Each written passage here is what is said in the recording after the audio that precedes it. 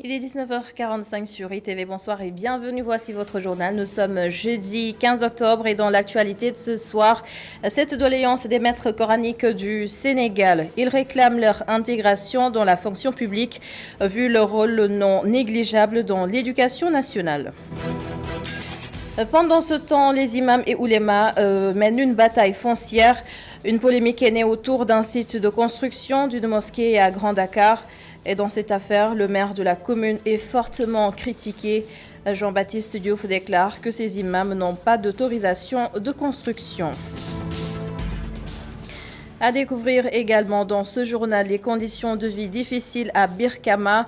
Il s'agit du village le plus peuplé de la région de Sédhiou dans le sud du Sénégal.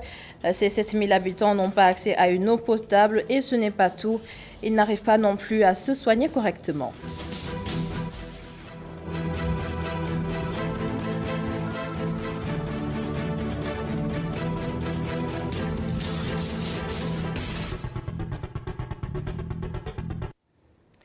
C'est un pas vers un changement. Peut-être les maîtres coraniques du Sénégal veulent intégrer la fonction publique.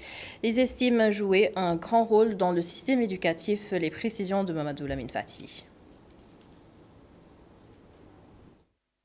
L'Association nationale des maîtres coraniques ne veut plus courber l'échine. Ses membres veulent démontrer leur utilité dans l'éducation du pays. Le Serigne Dara, je veux dire, c'est celui qui prépare le représentant d'Allah sur terre. Donc son rôle est capital et qui a besoin d'une bonne préparation socio-éducative et religieuse pour bien remplir cette noble mission. Ainsi, nous, Serigne Dara, avons sacrifié tout notre temps, nos biens et même au prix de notre sang pour sauver cette humanité en formant des personnes responsables et crédibles afin de pouvoir faire face aux multiples responsabilités qui les comptent dans la vie. Pour avoir joué leur partition dans l'éducation des populations selon eux, les Serigne Dara souhaitent une éducation dans les écoles supérieures et leur intégration dans la fonction publique. Nous demandons dans un premier temps l'intégration d'une partie des Serigne Dara dans la fonction publique. Monsieur le Président, nous vous demandons de construire une université islamique, apprentissage des sciences coraniques. Mais aussi et surtout, nous voulons que les Serigne Dara soient intégrés dans le budget national. Venu présider la cérémonie, le maire de Mbao et conseiller spécial du président de la République s'engage à transmettre les doléances des Serigne Dara à qui de droit. Alors donc ensemble, on va chercher une solution. Et aussi, à mon humble avis, l'État devrait encore repenser sa politique des Dara, revoir sa participation par rapport à l'amélioration des conditions de vie, aussi bien des apprenants que des éducateurs qui sont avec eux. Donc juste c'était une façon de leur dire que vous serez bien entendu et demander au président de créer donc un cadre de concertation pour que la discussion puisse être continuée. En dépit des opérations de retrait des enfants talibés de la rue à cause de la pandémie de Covid-19, les maîtres coraniques rappellent ne pas être l'ennemi de l'État et demandent la mise en place d'un cadre de concertation nationale. Un climat de méfiance souffle désormais sur les relations entre les imams et oulémas du Sénégal et le maire de Grand Dakar. Ce dernier, Jean-Baptiste Diouf, est accusé de vouloir s'emparer d'un terrain prévu pour la construction d'une mosquée. Les complaintes de l'imam Oumar Diène, joint par Mme Abdou Gaïkassé. La mairie de la commune d'arrondissement de Grand Dakar, du maire Jean-Baptiste Diouf, s'est immiscé dans notre terrain pour récompenser ses militants. D'autres disent qu'il a vendu, d'autres disent qu'il a occupé. Donc c'est un titre foncier que l'État nous a, le président Senghor nous a donné. L'Église, nous et les familles religieuses, chacun a un terrain. Nous avons construit notre siège là-dessus. Il nous restait une parcelle où on doit construire la mosquée et le maire s'oppose à ce qu'on construise la mosquée dans l'intérieur de notre titre foncier et qu'il a cédé cette partie à quelqu'un d'autre. Nous nous sommes opposés, on a appelé tous les imams à se regrouper autour de l'essentiel pour riposter à cette posture. On ne va pas se laisser faire. C'est notre terrain, c'est notre titre foncier, c'est notre patrimoine Donc nous avons appelé tous les imams de Dakar et banlieue de venir lire le Coran d'abord, faire un point de presse pour s'opposer à cette forfaiture encore des maires sur les terres d'autrui. Et Jean-Baptiste Diouf se défend au bout du fil. Le maire de Grand Dakar évoque une absence d'autorisation de construction. Écoutez. Ce sont mes services techniques qui font le tour de la commune pour faire les vérifications. Et ils ont vu qu'une construction avait été entamée là-bas. Et ils ont demandé l'autorisation de construire à ceux qui construisaient. Rien n'a été fait. Ils n'ont pas reçu les autorisations. Et donc, pour éviter, puisqu'ils avaient commencé à élever la voix, ils m'ont informé. Et moi, j'ai téléphoné à la DESCOS pour leur demander d'intervenir. La DESCOS est intervenue, a réclamé les papiers d'autorisation qui n'ont pas été présentés. Et la DESCOS a fait arrêter les travaux et a convoqué un des leurs pour l'amener, pour pouvoir l'entendre et pouvoir justifier aussi la construction. C'est des accusations gratuites. Aucun parmi ceux qui accusent, aucun ne peut vous donner une justification ou un justificatif sur la vente du terrain et tout cela. Donc, il n'y a aucun problème. C'est les gens qui accusent gratuitement. Le maire. Et généralement même, je ne suis pas au courant, c'est après que je suis informé. Une autre contestation, cette fois portée par le collectif pour la défense des intérêts des artistes et professionnels de la culture. Il décrit la gestion de la SODAV. La SODAV, dont l'audit a été réclamé par Macky Sall hier en Conseil des ministres. Al-Hassad Niang pour le compte-rendu de la conférence de presse du collectif Saïwi qui représente les intérêts des artistes sénégalais. Saïwi déplore la gestion du secteur culturel au Sénégal. La Société sénégalaise des droits d'auteur et droits voisins est indexée et la situation ne daterait pas d'aujourd'hui. Nous avions déploré cela parce que tout simplement, la SODAV devait se charger de s'assurer ses correspondances envers le ministère de la Culture et le ministère de la Culture devait acheminer cette correspondance auprès du président de la République pour avoir les décrets d'application. On ne sait pas où ça a bloqué, ça n'a pas d'importance. Par ailleurs, ces acteurs de la culture saluent la dernière sortie du président Macky Sall à propos de cette gestion. À la déclaration donc du président de la République au Conseil des ministres, qui a donné donc des recommandations au ministre de la Culture et de la Communication sur la gestion de la SODAV. Et ceci a été décrié par les acteurs culturels, notamment par Saïwi. La fois dernière, c'était le 23 septembre. On s'était rencontrés ici et que ce que nous avions effectivement pointé du doigt, c'est la gestion de la SODAV, c'est le manque de la mise sur pied de cette commission permanente de contrôle. Pour avoir plus de transparence dans le secteur de la culture, ces hommes culturels demandent la création d'une commission de contrôle. Cette commission permanente de contrôle devait être là depuis la création de la SODAV. Dès la sortie du décret d'application, au plus tard 1 mois, cette commission devait naître. Et aujourd'hui, la SODAV, je ne sais pas combien d'années, elle existe. Et nous, le problème en est qu'on n'a jamais eu contrôle ou bien une certaine visibilité de notre part par rapport à la gestion de notre société. Le collectif pour la défense des intérêts des artistes et professionnels de la culture lance un appel à tous les acteurs culturels du pays. Rendez-vous le 11 prochain. Merci Al-Hassad Niang. L'autre titre de ce jeudi, Birkama est le village le plus peuplé de la région de Sédhiou.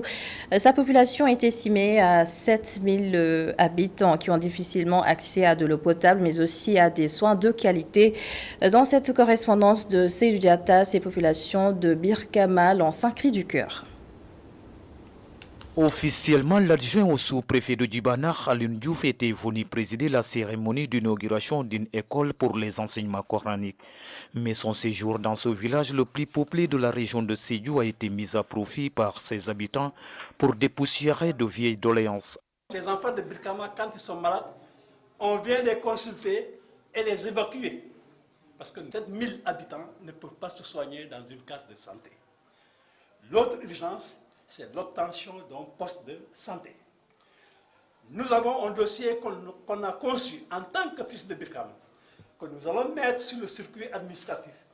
Mais nous sollicitons aussi nos autorités politiques à pencher, à réfléchir, à imaginer des solutions pour que Birkama aussi puisse avoir un poste de santé de son nom et permettre à ses enfants de se soigner sans bouger. Ces 7000 âmes qui habitent ce village vivent également sans eau potable.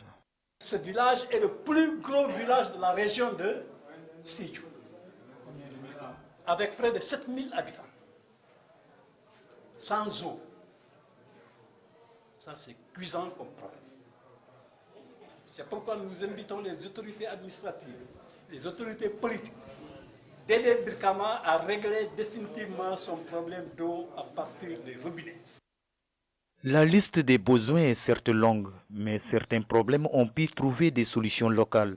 Cette morgue a été entièrement construite par les villageois pour tourner les pages sombres des années de difficultés de conservation des dépouilles. Nous avons enterré nos parents sous la pluie.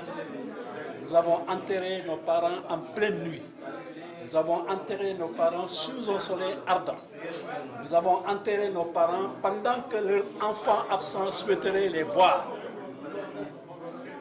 Quand nous avons tiré la conséquence de tout cela, nous avons dit qu'il faut honorer les morts et répondre à la sollicitation des enfants de Birkama qui sont à l'extérieur.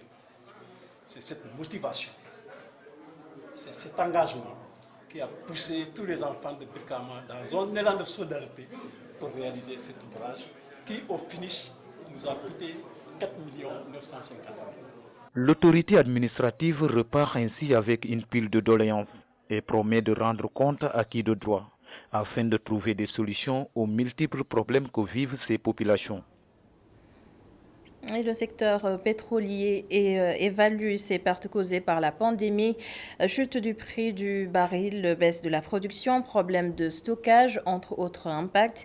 Des conséquences qui vont sans doute se ressentir sur les investissements. Là-dessus, le consultant en gouvernance et en développement, Eliman Kane, qui répond aux questions de Adamassar et Moussa Fall. Et donc ceci a impacté bien évidemment sur les pouvoirs de ces entreprises-là à investir. Parmi celles-ci, ceux qui interviennent au Sénégal ont depuis le mois de mars-avril fait de communiqués où ils se sont rendus compte qu'ils ne peuvent pas respecter leurs engagements et qu'il y a eu des décisions de report sur un an, la plupart du temps, de l'échéance. Et également que sur le montant des investissements, quelqu'un comme une entreprise comme Kern était obligé de réduire donc cela de 400 milliards à 330 milliards. Donc, pour dire que ça a eu un impact sur les prévisions, parce qu'au Sénégal, nous sommes dans la phase des investissements, que les décisions finales ont été prises d'investissement, ont été prises sur les deux grands projets ici, et que donc les travaux sont en train de se faire pour l'installation des plateformes, des FNL, etc., pour préparer la production. Et donc les estimations pour commencer en 2022 pour le pétrole et 2023 pour le gaz sont aujourd'hui en fait remises en cause du fait donc de cette pandémie. Et la pandémie retarde toutes les prévisions, notamment celle du début de l'exploitation du pétrole et du gaz au Sénégal. Ça pourrait démarrer d'ici 1 ou 2 ans, selon le journaliste spécialiste du pétrole et du gaz, Mbaïsar Djahaté, que voici. L'impact, comme on peut le deviner, ce sera un décalage du délai de la date qui était prévue pour la production du gaz et du pétrole. Selon les compagnies, il y a des annonces qui parlent de 1 an à 2 ans.